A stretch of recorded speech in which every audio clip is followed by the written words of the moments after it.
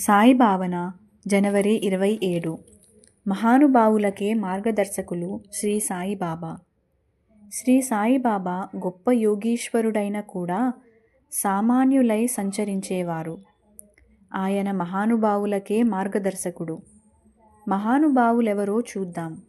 ఒకచోట ఎత్తైన పహారీ గోడలున్న ఆవరణలో నుండి ఏదో అద్భుతమైన పరిమళం, కమ్మని సంగీతం వినిపిస్తున్నాయి. వీధిన పోయే వారిలో కొందరు ఏదోలే అనుకుని తమ త్రోవలో పోతున్నారు. ఇంకొందరు లోపలికి వచ్చి పరవశులై ఆహా అని లోనికి దూకేశారు. మరి బయటకు రాలేదు. మరికొందరు గోడెక్కి చూచారు.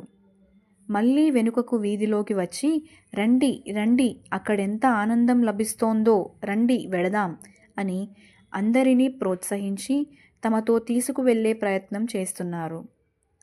ఈ 3 రకాలలో మొదటి రకం మనుషులు మూఢులు, రెండవ రకం వారు అవధూతల వంటి వారు.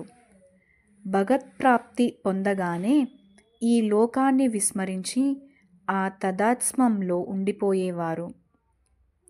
మూడవ రకం వారు మాత్రం లోక కళ్యాణార్థం తమ ఆనందాన్ని, కైవల్యాన్ని కూడా త్యాగం చేయగల ధన్యులు. శ్రీ సాయిబాబా ఆ మహానుభావులందరికీ మార్గదర్శకులు. బాబా జీవితాన్ని పరిశీలిస్తే సనాతన ఋషులు చెప్పిన ధర్మో రక్షతి రక్షితః అనే సూక్తిని అక్షరాల తన జీవితంలో పాటించి సంఘటనలు మనకెన్నో కనిపిస్తాయి. బాబా నిత్యము ఎన్నో బోధలు చేసేవారు. చిన్న చిన్న మాటలతో తన భక్తులందరికీ ధర్మసారాన్ని చెప్తూ వచ్చారు. తన చేష్టల ద్వారా ఆ ధర్మాచరణ ఎలాగో స్పష్టం చేశారు. అది పాటిస్తే మన ప్రతి అడుగు ధర్మపదంలోనే పడుతుంది. శ్రీ సచ్చిదానంద సమర్థ సద్గురు సాయినాథ్ మహారాజ్ కీ జై.